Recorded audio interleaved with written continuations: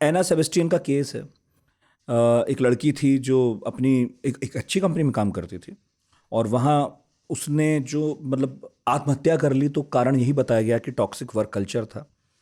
Pressure के चलते आत्महत्या की, बहुत काम था। और उनकी मौत के बाद एनएचआरसी की जांच हुई, संसद में सवाल उठे, लेबर मिनिस्ट्री ने जांच की, कंपनी ने शोक भी जताया। लेकिन उसके बाद क्या बदला? सब तो जसकता सी दिखता है हमें। एक तो जी जो आपने अपॉइंटमेंट लेटर की बात हम्म। करी, वहाँ पे एक बात गौर करने वाली ये है, और ख़ासकर से मैं एम्प्लॉइज़ के पर्सपेक्टिव से ये बात बोलना चाहूँगी कि आप कभी भी एक कॉन्ट्रैक्ट ऑफ अपॉइंटमेंट को बियॉन्ड द लॉ नहीं रख सकते। हम्म। फर्स्ट पॉइंट, हम्म। अगर आपने रखा है, लॉ कहता है कि आप एक दिन में, shops and establishments act normally states का विद फ्यू वेरिएशंस कहता है कि आप किसी भी एम्प्लॉय को एक दिन 9 घंटे से ऊपर काम नहीं करा सकते। हम्म। वीकली आप 48 आवर्स के ऊपर काम नहीं करा सकते। आप ओवर टाइम भी कराएंगे तो वो भी चीज डिफाइंड है कि आप बियॉन्ड 60 आवर्स नहीं कर सकते, और आप ओवर टाइम कराएंगे तो आपको उस पीरियड का डबल द वेजेस देना पड़ेगा।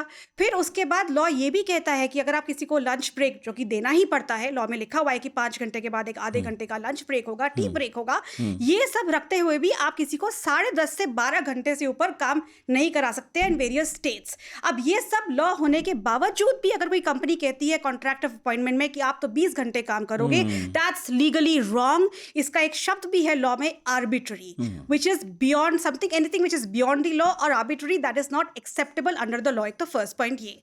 सेकेंड पॉइंट, सपोजिंग आपने कॉन्ट्रैक्ट तो बना दिया लॉ के हिसाब से, लेकिन जब आप एग्जीक्यूशन करने बैठे तो आप कहते हैं कि मैं तो कॉन्ट्रैक्ट के बियॉन्ड करूंगा, आपकी मर्जी है, काम करना है करो, नहीं करना है ना करो। और जो मैनेजर लेवल एम्प्लॉई होते हैं, जो कि वर्कमैन लेवल नहीं होते हैं, उनके थोड़े राइट्स कम हैं, तो उनको कई बार आके कंपनीज में प्रेशर में आके काम करना भी पड़ता है, नहीं तो वो टर्मिनेट हो जाते हैं। पर ये बात एम्प्लॉइज के लिए गलत है, लेकिन एम्प्लॉयर्स को भी समझना होगा, किसी दिन ग्रुप ऑफ मैनेजर्स इकट्ठे हो गए और 10 साल के बाद क्लेम डाल दिया ओवर टाइम का या गलत काम कराया, तो इतना बड़ा हैवी डैमेज एंड पेनल्टी आ सकता है, प्रोसिक्यूशन भी हो सकता है टॉप मैनेजमेंट का, कि उसमें कंपनी सी बहुत बुरी तरह से फंस जाएंगी। अच्छा। इसीलिए मैं कहती हूँ लॉस तो हैं, लेकिन अवेयरनेस और एग्जीक्यूशन कम है। लोग सुसाइड कर रहे हैं, उनको नौकरी छोड़ने का डर होता है, पर किसी दिन ग्रुप ऑफ एम्प्लॉयज इकट्ठे हो गए और कलेक्टिवली उन्होंने मैनेजमेंट की कंप्लेंट कर दी, और ये नहीं करी कि 2 दिन से कर रहे हैं, ये कंप्लेंट कर दी कि जी 10 साल से वायलेशन चल रहा है, तो कंपनी के ऊपर इतने बड़े डैमेजेस आ सकते हैं कि कंपनी बंद होने की भी पर कगार ऐसे पे कोई आ उदाहरण सकती है। हिंदुस्तान में मिलते हैं आपको?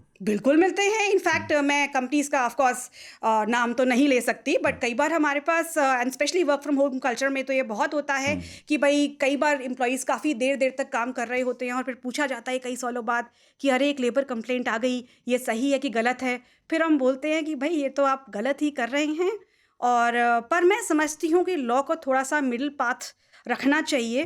हमारे जो वर्किंग आवर्स हैं वो एम्प्लॉयर्स के लिए भी स्ट्रिंजेंट हैं, और थोड़े से एम्प्लॉयज़ के लिए भी स्ट्रिंजेंट हैं, और अब वर्क फ्रॉम होम का कंसेप्ट भी आ रहा है, और अभी जो नए लेबर कोड्स आए हैं उसके तहत मॉडल स्टैंडिंग ऑर्डर्स जो ड्राफ्ट हुए हैं, उसमें ज़रूर है कि एम्प्लॉयर और एम्प्लॉई वर्क फ्रॉम होम के लिए म्यूचुअल कॉन्ट्रैक्ट्स करके म्यूचुअली अग्रीएबल अरेंजमेंट्स कर सकते हैं, पर वो भी लॉ के दायरे में ही होने चाहिए।